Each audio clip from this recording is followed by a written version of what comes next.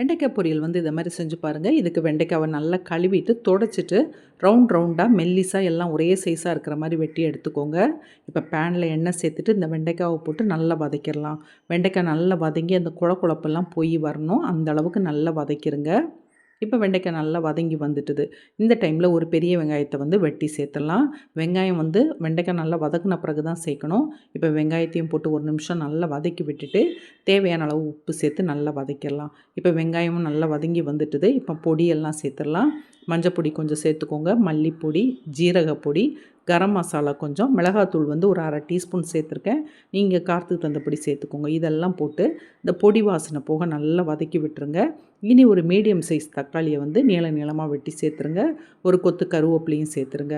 தக்காளி நல்லா வதங்கி வரணும், அந்த அளவுக்கு நல்லா வதக்கி விட்டுருங்க. தக்காளி வதங்கி வந்த பிறகு ஒரு 3 டேபிள் ஸ்பூன் தேங்காய் துருவலையும் போட்டு ஒரு நிமிஷம் நல்லா கிண்டிட்டு அடுப்பு ஆஃப் ஆக்கிடுங்க. இந்த வெண்டைக்காய் பொரியல் வந்து சாதம், சப்பாத்தி எல்லாத்துக்குமே தொட்டு சாப்பிட ரொம்ப நல்லாயிருக்கும்.